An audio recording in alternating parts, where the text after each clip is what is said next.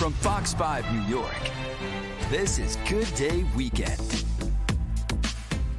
Good morning and welcome to Good Day Weekend. It's Sunday, June 1st. I'm Lisa Evers in the Fox 5 newsroom. Thank you for joining us live on the Fox Local app. Well, the watch parties are over and the Knicks are officially in off-season mode.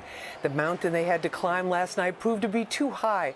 The Knicks entered last night's game in Indiana down 3-2, and it was the Pacers who prevailed with a 125-108 win. This means the NBA Finals begin Thursday night when the Pacers travel to Oklahoma City to face the Thunder. The Knicks' drought continues. They haven't reached the finals since 1999. A New York City landmark is set to reopen. The world-famous Waldorf Astoria will open its doors again in September. That's according to a hotel spokesperson. It's been closed since 2017 to convert many of the rooms into luxury condos. The Midtown Hotel, known for posh rooms and Georgian-style furniture, was bought by a Chinese group in 2015 for $1.9 billion. Internal problems have been delaying the reopening. And music echoed through a typically quiet neighborhood in Forest Hills Stadium last night as the stadium kicked off their summer concert series, putting the legal fight over the shows in the rear view. Fox 5 Jessica Formoso shows us why residents in the area are split over the decision to let the shows go on. Forest Hills Stadium kicking off its summer concert series Saturday with the English rock band Block Party. They're doing the 20-year anniversary of an album, plus a bunch of greatest hits too, so it should be great. Great venue, one of the best in New York. A lot of excitement among concert goers, but opening the gates this year of the Old Century venue almost didn't happen. This after a legal battle between concert organizers and some Forest Hills homeowners who cited quality of life issues. I wake up in the morning, my doors are closed, my windows are closed, and I hear this noise inside my house. Is that all right? Tensions grew back in March between the homeowners group Forest Hills Gardens Corporation and the venue operators. At one point, the operators were denied the proper permits from police. This after the Forest Hills Gardens Corporation blocked access to a series of private roads surrounding the venue, which meant the NYPD would not be able to manage public safety during the events. But after some back and forth and politicians getting involved, a deal was reached. That deal included having private security hired. The stadium has hired 3 private security firms. They're also working closely with the NYPD and MTA police. I, like many of my neighbors, love the concerts. We think they've been very responsive to some of the issues that have come up. They've recently put a lot of new things in place to make sure that if things are getting really loud, you can report it.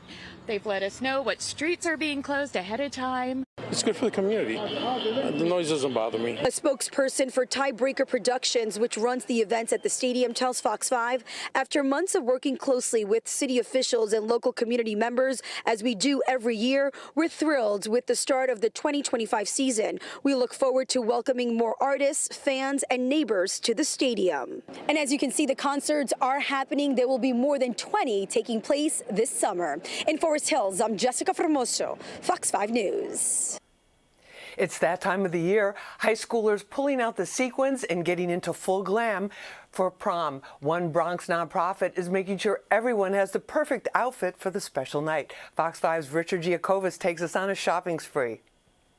For the Taylor twins, Kendall and Kendra, today felt like a shopping spree at Bloomingdale's. It's a good experience for everybody to have, and it's like everybody likes to choose dresses, shoes, and take pictures and have snacks and have a good time.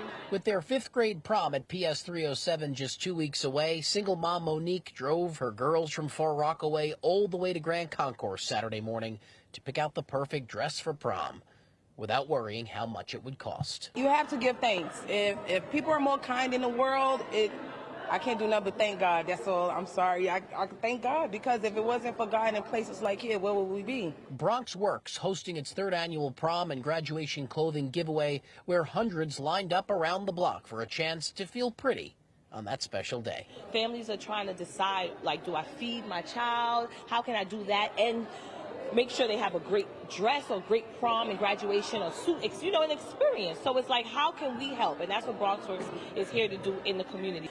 Well, we got plenty of sparkles and sequins, even some nice evening gowns. So the ladies are taken care of for prom 2025. But let's not forget about the guys. BronxWorks has them covered too, because we have slacks, we have sports jackets and suits in any color you can imagine.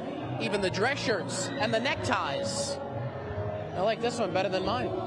Feels like I'm saving a lot of money. It helps me look around and see like what I'm like imagining for what I want to wear for prom. And it's just a good experience to just like come here and look around. They will help you get stuff that you can't get. So whether you're feeling more like Cinderella and Belle or you want that glittery black cocktail dress, prom day for these students will feel extra special this year, with a little glam too. Pretty, gorgeous, good, excellent. Yeah, I think that sums it up. In the Grand Concourse section of the Bronx, Richard Giacovas, Fox 5 News. A road closure in Washington state that you need to see to believe. The Whatcom County Sheriff Office says a tractor trailer carrying about 70,000 pounds of honey hives overturned near the Canadian border. About 250 million bees escaped. Officials say master beekeepers have rushed in to help deal with the situation. They also say the plan is to just let the bees do their thing and find their queen, then return to their box hives. In New York City, they say if you can make it here, you can make it anywhere. And if you can afford to live here, that's half the battle right there. Fox 5's Jennifer Williams shows us how Gen Z values their lifestyle more than the numbers in their bank account. Employers are expected to hire 7% more recent grads this year than they did last year. But given the high cost of living in New York City, it's not the best place to start a career. But it begs the question, would you rather be bored in a smaller city or broke in NYC? Definitely broke. Broke, yeah, 100%. I'd rather be broke in NYC than anywhere else. I can at least walk somewhere as opposed to having to wait on my friend and then having to pay them for gas to drive me around. I'm in Indiana, and it's boring there, but like, it's not like more enjoyable. Like, you're just like, you have more money but nowhere to spend it. Wallet Hub compared more than 180 cities across professional opportunities and quality of life. And we took those dimensions and we applied 25 relevant metrics related to job market strength. And those range from availability of entry-level jobs, average monthly starting salary, and housing affordability. And what we found, out of 102 cities, New York City ranked 179. These metrics were scored on a 100-point scale that was eventually used to determine a city's weighted average. When it came to availability of entry-level jobs, New York City was dead last in that area. New York was also dead last in average commute time and, surprise, housing affordability. I've lived in New York City my whole life, so I know the New York City vibe and how you can just do whatever, whenever you want to do it. And it's a tough thing to find somewhere else, and it's hard to change from that culture to a different one. And at least that's the struggle that I find. So I think I'd rather be broke than bored. NYC is totally worth it. Yes. In the East Village, Jennifer Williams, Fox 5 News. Planning on traveling solo? You might want to grab a buddy instead. According to the Flight Alert Service Thrifty Traveler, solo traveling will cost you more than being with a group. They reviewed hundreds of flights at major carriers and found that in some cases, those traveling by themselves were paying almost twice as much for a ticket. Some experts suggest if you have a destination in mind, try a travel booking site that allows you to set up price alerts. Let's take a look at your weekend weather.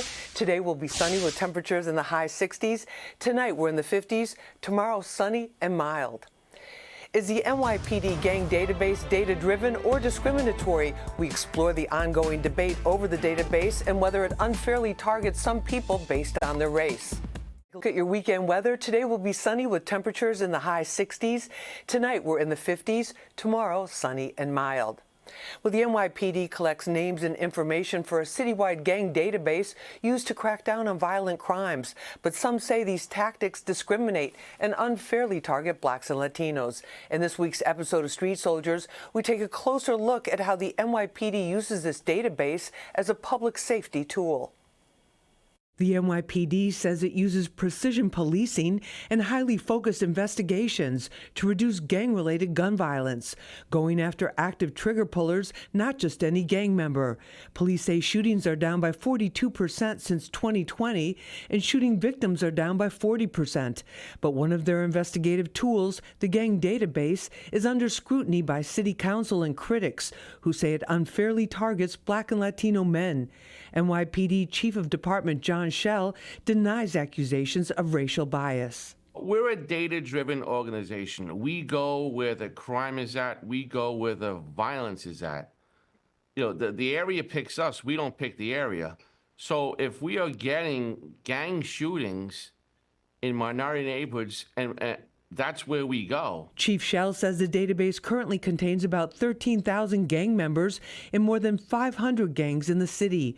To get on the list, a person must meet multiple criteria, like self-admitting, affiliation, and previous charges. But prominent criminal defense attorney Dawn Florio says the database has caused problems for her clients, who include famous hip-hop artists, and says it's like guilt by association. It has resulted in repeated harassments, illegal search and seizures, and also being targeted and placed in lineups sometimes or photo arrays just because of who they associate with. The NYPD says 65% of current shootings are gang-related. Too often they're reckless, happen during the daytime, and injure or even kill unintended victims. The purpose of the gang database is to make neighborhoods most at risk of gang violence as safe as possible, says New York City Deputy Mayor for Public Safety Kaz Daughtry. Well, the database is exactly what it's designed to do, to prevent violence, to save lives. I'm focusing on, making sure that law enforcement has the tools that they need to protect the public. A 2023 Department of Investigation report found that the gang database did not harm any particular group, but the DOI did make recommendations to the NYPD, some of which were implemented, including the removal of names. That doesn't go far enough, says Anthony Posada, supervising attorney for the Legal Aid Society. The way we understand it, Lisa, is that the gang database must be abolished. It is not creating the public safety that the police claim that it does. This week on the 5 o'clock news, Fox 5 medical contributor Dr. Devi Nampiaparampil from the NYU School of Medicine joined us live to discuss a new study linking belly fat to psoriasis. Fox 5 Health News, that fat around your belly could be a warning sign for psoriasis. Joining us now is Fox 5 medical contributor Dr. Davey from NYU School of Medicine. Hey, doctor, thank you for joining us. Oh, nice to see you. Likewise. Okay, so there's a connection between belly flab and psoriasis. What did this study find and what's the link? Sure. So psoriasis, it's a skin condition where the body makes too many skin cells. So they kind of pile up on each other. It's too many, too quickly. And so you'll see these patches and sometimes scales. And there's different forms, so it can look a little bit different. But what comes out of this study is that there's a stronger relationship between the skin condition and obesity. And specifically, it seems to be more related to belly fat, and that relationship is stronger in women. So it doesn't mean that, we have so many people who are overweight or obese. It doesn't mean that they're all at risk for psoriasis, but it gives us some more insight into psoriasis itself, that normally you'd think if you have a skin condition, this is related solely to the skin, but it looks like no, maybe that fat is causing more inflammation, causing changes that might, predispose to different kinds of skin conditions or other issues. And also, if you look at different people, they might eat the same thing and then one person gains a lot more weight than the other. So that has to do with absorption, like the fuel efficiency of the gut. And in psoriasis, there's also another relationship with the types of bacteria that are in the gut and the kind of inflammation that comes through the gut, and something called leaky gut. So it basically tells us it's a very complicated condition, and it may not be limited solely to skin. It might be related to fat and to the gut itself. Yeah, it's interesting. There's also a potential link between people who have psoriasis and Crohn's disease, which would go right along with what you just said. Exactly, that there's more inflammation, and Crohn's disease is a gut condition where the body's fighting itself. So, as we learn more, sometimes it raises more questions than it answers, that you see that different things might be linked, and some research that might help with one condition might actually help us understand a lot of others. All right, Dr. David, we appreciate it. Thank you. We'll be right back with a look at what you missed this week on Good Day New York. This week on Good Day New York, using animal products for leather goods has been an issue in the fashion world for decades. Now a local business is looking to change that with a new vegan leather alternative that's made from things like corn and rice. Dan Bowens takes us to their lab just outside the city. Nice. All right, so we're going to get this packed up, off to a brand today. The unmistakable indulgence in the touch of fine leather.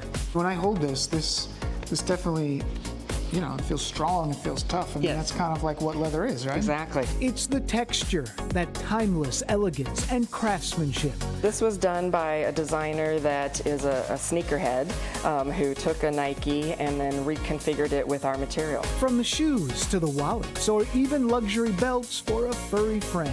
A brand out of South Africa called Chamis that makes luxury dog collars. A touch of class created from an unexpected source. I see corn, I see grain. You're actually making leather out of this? Yes, exactly. So our primary ingredients are wheat and soy and corn and also rice, which we don't have represented here, and we use byproducts of those. We're inside the office of Uncaged Innovations in White Plains, New York. The company name signaling a combination of nature and technology.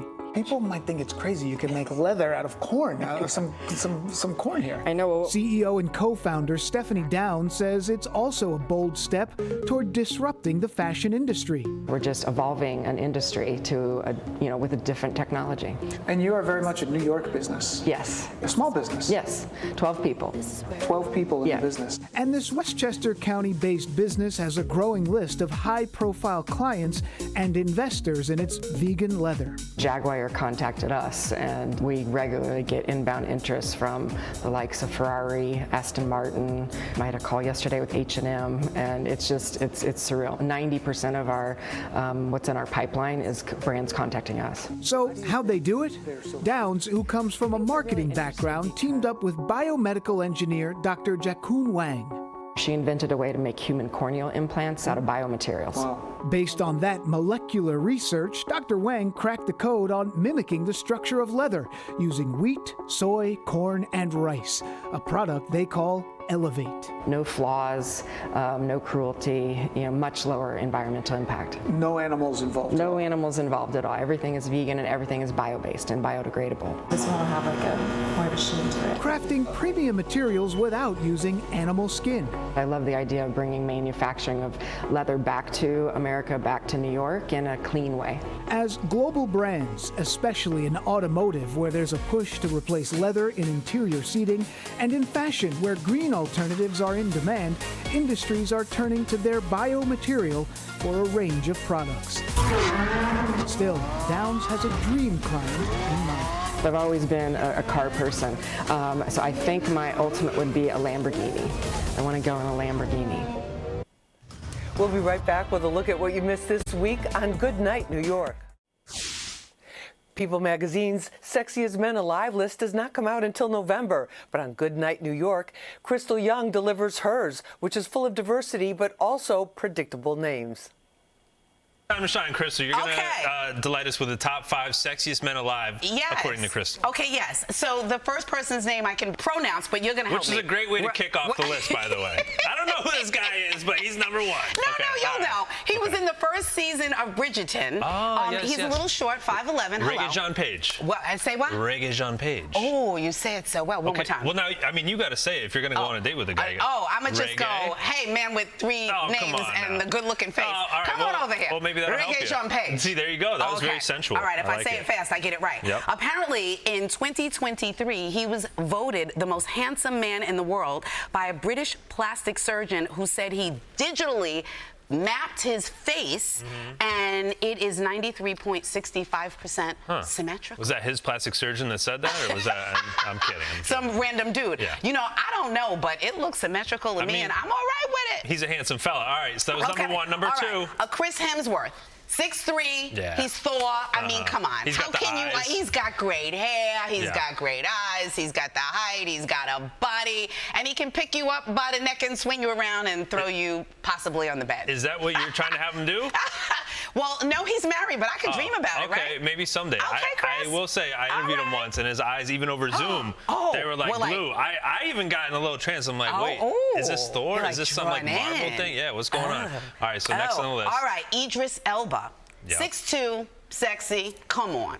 He looks kind of like the brooding man, like you're not always sure what he's thinking, but you know it's got to be something. Well. Interesting. Does he DJ as well? Him and Regé-Jean Page, they were both in the running to play James Bond, but I don't think either of them are going to be the next James Bond. And you know what? I think you're right, and that's a shame. Now, James Bond, I see him as James Bond. Yeah. Yeah, right? He's a handsome fella. He's got that English accent, which only adds. That adds like another 20 points. 100%. Right? You could be saying something awful, and you have that accent, and you're like, go on. You look terrible tonight, Crystal. One more time. Tell me Say more. it again. Yes. Say it again. All right, so you got two more on the list. All right. Jason Momoa, 6'4", and calm on. Bring it on.